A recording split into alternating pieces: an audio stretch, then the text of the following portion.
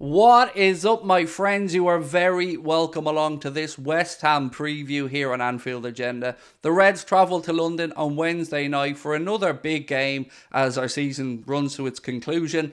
West Ham, in great form, have picked up victories in both Europa Conference League. Obviously, they absolutely destroyed Bournemouth, so they're going to be coming into this game full of confidence. Their place in the Premier League pretty much secure and a bit of a weight lifted off their shoulders. I'm going to go through and give you my predicted 11 and my score predictions ahead of the game. Ask you guys to let me know your thoughts in the comment section. Do you agree with my 11? Do you disagree? Same with the scoreline. But before I run through it all, I want to give a shout out to our sponsor, Circl. Not only are they the football sweepstakes game where the winner is decided by events that happen live on the pitch and every moment counts, but they've also released their brand new game, Match 5 numbers from 5 fixtures for your chance to win £1 million. If you want to play along with us, what do you need to know? Well, firstly, you need to be a UK resident, age 18 plus. It is a gambling product, so of course we urge you to gamble responsibly. But most importantly, either scan the QR code in the top right corner of this video or go to the link in the description where you can download Circl. If you download using a referral code, anfieldagenda, all one word, that way when you deposit and place your first £5 in bets, our friends at Circl will match that with £5 in free bets for you to use at your discretion. And again, I say to you, if you win £1 million, don't forget about us here at Anfield Agenda. That £1 million, it's always nice to share. So look, I'm not going to hang around any longer. I'm going to get straight into the score prediction first and foremost with a few thoughts ahead of the game. So look, let's start off with the score prediction. What have I gone with?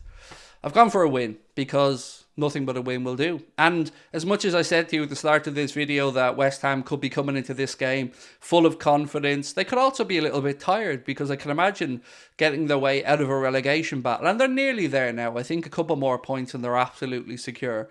I think that will take its toll. Obviously, with the Europa Conference League semi-final on the horizon as well, I wonder will some of their minds be on the beach somewhat? Will we get the full-throated reply to their poor performances in the season, or will we show up and walk away with the 3 points without much of a fight?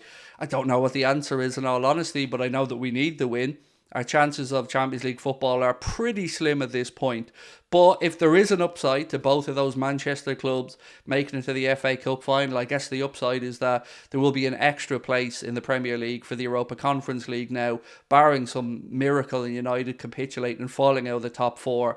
That extra place will mean the 5th and 6th now will be a Europa League place, with 7th becoming a Conference League place. I think we will finish in those 5th or 6th positions. So yeah, I can stomach one season in the Europa League, but not in the Europa Conference League. That's just a no-go. So look, let's get into it. And what are we going to go with? How many changes can we maybe expect from our recent games? Will we see Darwin start? Lots of other bits and pieces that I'm sure you're wanting to let me know your thoughts on. So I'm going to go with the goalkeeper and the centre-backs.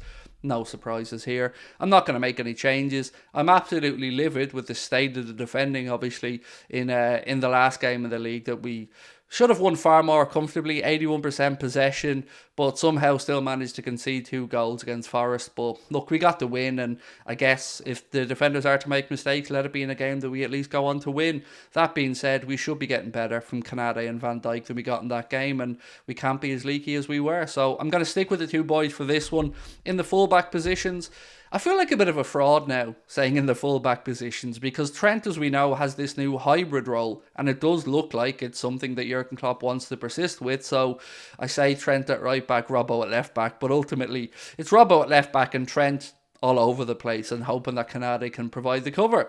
Into midfield though, this is where I struggle this week, because being a big supporter of Curtis Jones' recent good form, being happy to see him in starting 11s, but I don't feel he was anywhere near as impactful in the game against Forest. So here's what I've gone for in midfield. Fabinho, who of course managed to avoid his suspension and not pick up that yellow card, which is brilliant.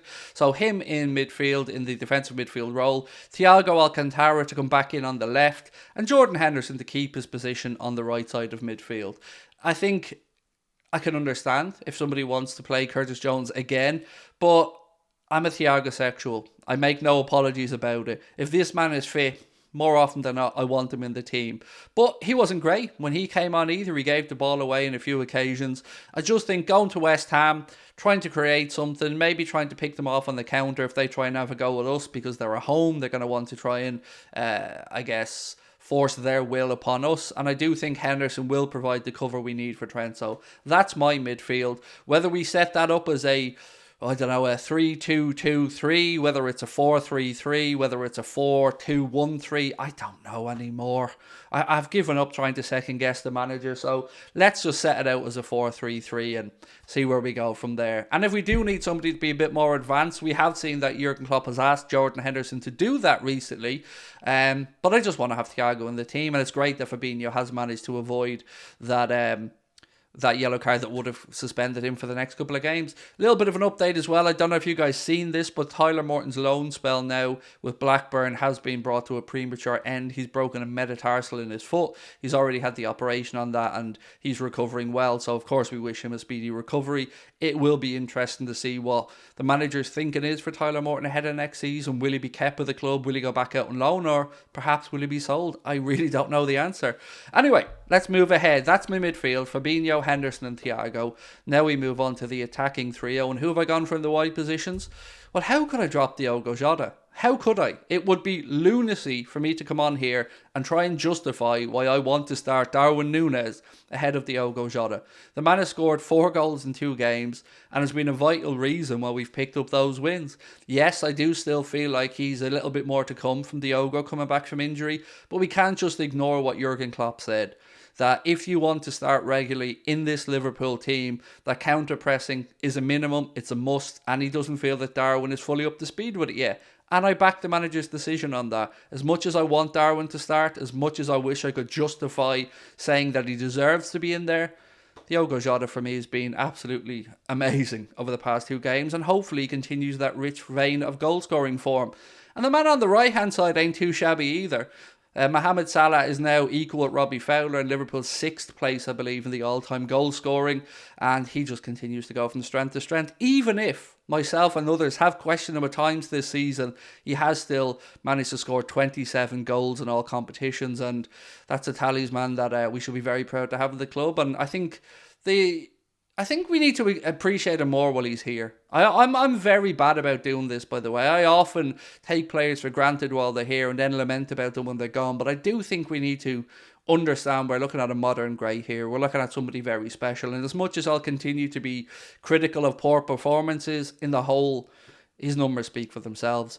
So then it's just a question of who is through the centre. Do I go for Diogo Jota? Do I go for Darwin Núñez? Do I go for Cody Gakpo? Obviously, Bobby Firmino is a bit of an injury concern, so let's go with Cody Gakpo. He really is just settling into this role magnificently well up top. He's a great hold-up play. He's a great linker of play. He's really good with, for such a big fella, his close control and his technique is top-notch. And he's not shy about getting into the box and scoring a few goals as well.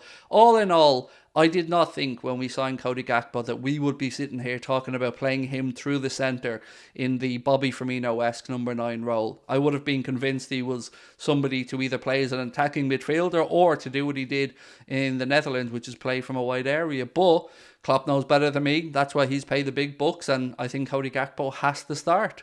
So let me know, do you agree or disagree? Alisson Becker, Trent Alexander-Arnold, Andy Robertson, Ibrahima Konate, Virgil van Dijk, Fabinho Tavares, Thiago Alcantara, Jordan Henderson, Mohamed Salah, Diogo Jota and Cody Gakpo. That is my 11 for this game. Now it's over to you. Let me know your thoughts in the comment section. Again, don't forget to check out the new game from our sponsor Circl. Match 5 numbers in 5 fixtures for your chance to win £1 million.